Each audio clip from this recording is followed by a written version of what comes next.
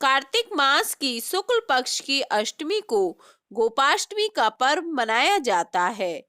गोपाष्टमी तिथि आरंभ होगी 11 नवंबर को गुरुवार को सुबह 6:50 से, समाप्त होगी 12 नवंबर को शुक्रवार सुबह 5:51 पर। कार्तिक शुक्ल अष्टमी ही गोपाष्टमी के नाम से जानी जाती है। इस दिन भगवान कृष्ण को गाय चराने के लिए वन में भेजा गया था।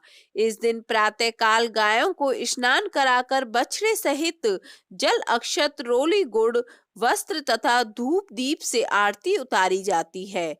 शाम को गायों के वन से वापस लौटने पर साष्टांग प्रणाम कर उनकी चरण की धूल से तिलक लगाना चाहिए। इससे सौभाग्य की प्राप्ति होती है। जब भगवान श्री कृष्ण पौंगड़ अवस्था में पहुंचे तब गोपाष्टमी के दिन नंद महाराजा ने गायों और श्री कृष्ण जी के लिए एक समारोह किया। यह श्री कृष्ण और भाई बलराम के लिए गायों को पहली बार चराने के लिए ले जाने का दिन था। गोपाष्टमी दीपावली के दौरान आने वाले प्रसिद्ध त्योहार गोवर्धन पूजा के 7 दिन बाद मनाया जाता है। गाय का दूध, गाय का घी, दही, छाछ, यहाँ तक कि मूत्र भी मनुष्य जाति के स्वास्थ्य के लिए लाभदायक है। गोपाष्टमी त्योहार हमें बताता है कि हम सभी अपने पालन के लिए गाय पर निर्भर रहते हैं, इसलिए वो हमारे लिए पूज्यनीय है और हिंदी संस्कृति गाय को माँ का दर्जा देती है। गोपाष्टमी पर्व से जुड़ी प्रसिद्ध पौराणिक कथाएं। जब कृष्ण भगवान ने अपने जीवन के 6ठे वर्ष में कदम रखा तब वे अपनी मैया यशोदा से जिद करने लगे कि अब वो बड़े हो गए हैं। बछड़े को चराने के बजाय वे गैया चराना चाहते हैं।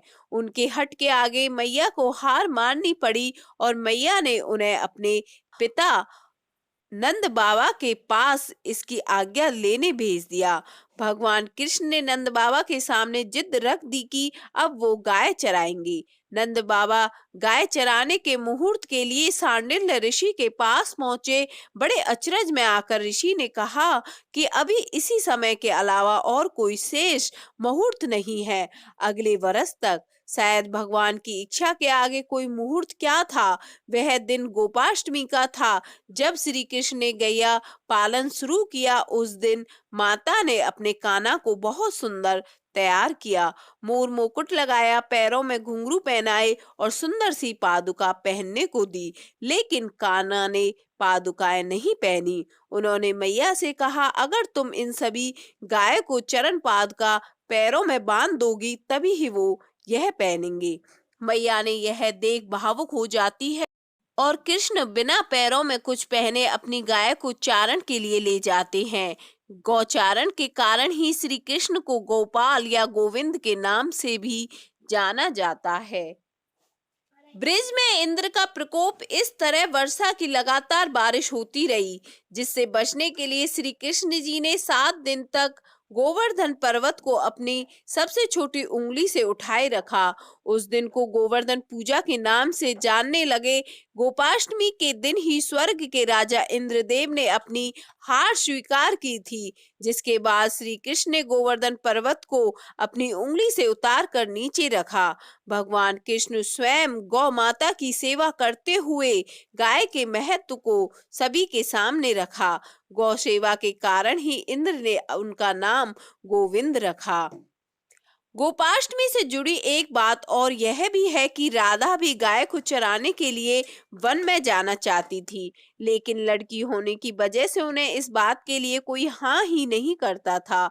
जिसके बाद राधा को एक तरकीब सूझी। उन्होंने ग्वाला जैसे कपड़े पहने और वन में श्री कृष्ण के साथ गाय चराने चली गई। गोपाष्टमी पूजा विधि सुबह ही गाय और उसके बछड़े को नहलाकर तैयार किया जाता है, उनका श्रृंगार किया जाता है, पैरों में घुंघरू बांधे जाते हैं और अन्य आभूषण पहनाए जाते हैं। गौ माता के सींगों पर चुन्नी का पट्टा बांधा जाता है। सुबह जल्दी उठकर स्नान करके गाय के चरण स्पर्श किए जाते हैं।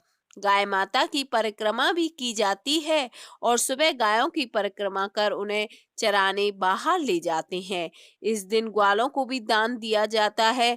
कई लोग इन्हें नए कपड़े देकर तिलक लगाते हैं। शाम को जब गाय घर लौटती हैं तो फिर उनकी पूजा की जाती है। उनको हरा चारा, हरा मटर एवं गुड़ खिलाया जाता है। जिनके घरों में गाय नहीं होती वे लोग गौशाला जाकर गाय की पूजा करते हैं। उन्हें गंगा जल, फूल चढ़ाते हैं, दिया जलाकर गुड़ खिलाते हैं। गौशाला में खाना और अन्य सामान का दान भी करते हैं। औरतें कृष्ण जी की पूजा करती हैं, गाय को तिलक लगाती हैं और इस दिन भजन किए जाते हैं। कृष्ण पूजा भी की जाती है।